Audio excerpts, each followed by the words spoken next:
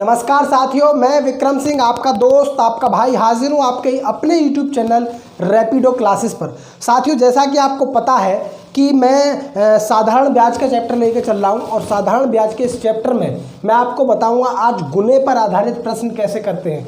जी हाँ, गुने पर आधारित प्रश्नों को करना है। और मैं एक चीज़ और बता दूं, ऐसी ट्रिक मैं आपको देने वाला हूं जो शायद ही आपको किसी ने आज तक दी हो। इस वीडियो को जरूर देखना भाई, चाहे आप देखो मत देखो कोई वीडियो, इसको जरूर देख लेना, क्योंकि इस वीडियो में मैं ऐसी ट्रिक देने वाला हूं जो शायद आपने कहीं किसी बुक में, कहीं किताब में, कहीं ना पढ़ी होगी।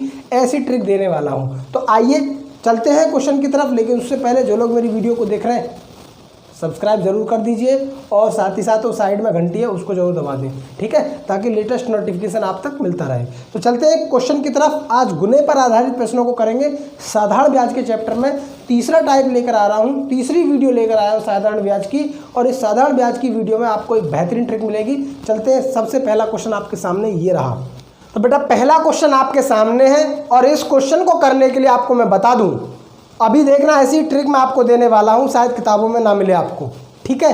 और ध्यान से समझ लो, कंसेप्ट समझ लेना, कंसेप्ट क्या चीज़ है कि मैं कंसेप्ट क्या यूज़ करूंगा। अगर कंसेप्ट आपकी समझ में आ जाएगा तो वास्तव में आप इस क्वेश्चन को आसानी से निकाल लेंगे। बड़े ध्यान से समझना है कि कैसे मैं चीज़ों को सॉल्व करता हूँ और कैसे समझना आप, ठीक है। चलिए, कोई धनराशि साधारण ब्याज की दर पर 10 वर्ष में अपने की दोगुनी हो गई। मान लो आपने किसी से 1 रुपया लिया, मान लो आपने किसी से 1 रुपया ले लिया।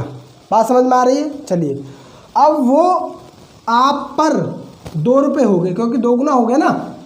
आपने किसी से 1 रुपया लिया और 10 वर्ष बाद वो आप पर 2 गुना हो गया, ठीक है। तो आप पर 2 गुना हो गया कितने वर्ष में? 10 वर्ष में। यहीं से ट्रिक आपको समझनी है, यहीं से मेथड समझना है, यहीं से विधि समझनी है। बात समझ में आ रही है? चलिए, अगर आपने किसी से 1 रुपया लिया है और आप पर वो 10 वर्ष में 2 गुना हो गया, तो एक तो आप पर वही है जो आपने लिया था मूल, और एक इसमें क्या है? ब्याज है। तो आपको मैं ये बता दूं कि एक तो इसमें आप मूल निकाल दीजिए अलग। मूल तो आपने लिया था इससे, किसी भी साहूकार से, तो एक मूल तो वही है जो आपने लिया, एक और आपका क्या हो गया इसमें? एक हो गया ब्याज का। तो कहने का मेरा मतलब है कि आपके पास एक मूल था और एक मूल के साथ साथ 1 रुपया ब्याज का होने में कितने वर्ष लग गए? कितने वर्ष लगे? एक ब्याज कमाने में कितना वर्ष लग गए? 10 वर्ष। एक ब्याज कमाने में 10 वर्ष लग गए।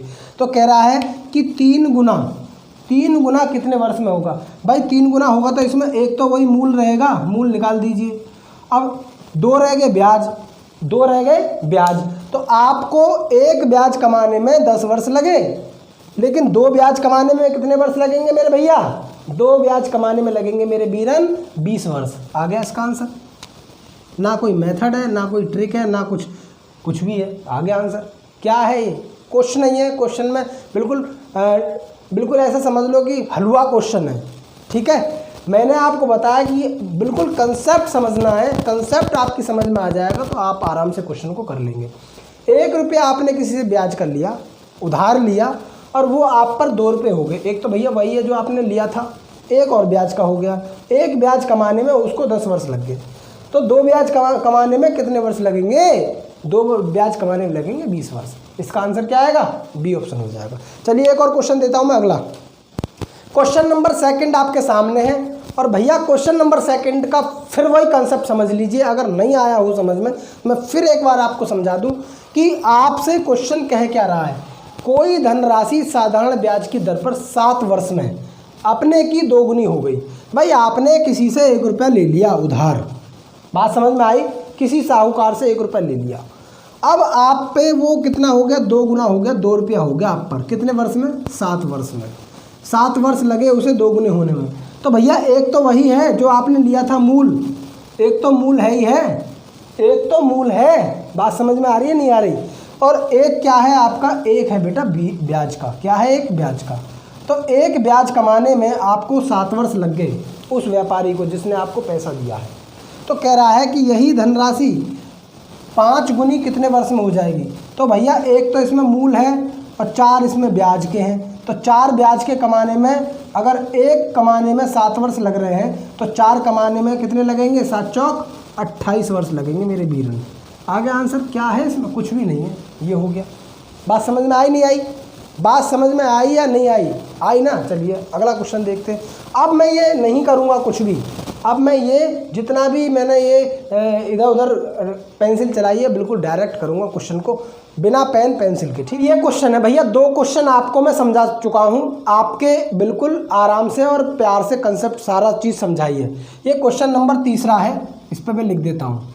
इस क्वेश्चन नंबर 3 को अब मैं बिना पेन पेंसिल के करूँगा, ये लगा दिया मैंने पेन। ठीक है, अब क्वेश्चन को डायरेक्ट सॉल्व करेंगे।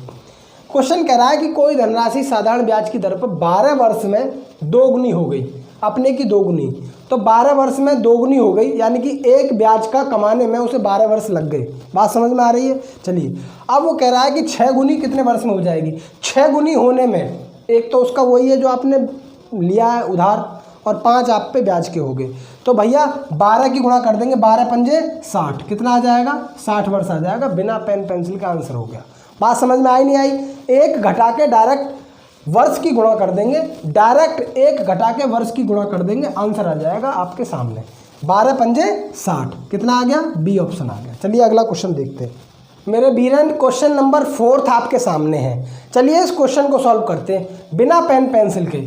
आपसे क्वेश्चन कह रहा है कोई धनराशि साधारण ब्याज की दर पर 20 वर्ष में अपने की 2 गुनी हो जाती है, यानी कि 2 गुनी हुई है तो एक ब्याज का है, उसमें एक ब्याज कमाने में 20 वर्ष लग गए। कह रहा है 4 गुनी होने में कितने वर्ष लगेंगे। तो भैया 4 में एक मूल है और 3 आपके ब्याज के हैं। एक इसमें मूल है और 3 आपके ब्याज के हैं, तो 3 ब्याज कमाने में 20 की दर से कितना हो जाएगा? 20 तिया 60 वर्ष लग जाएंगे। ये आ गया इसका आंसर।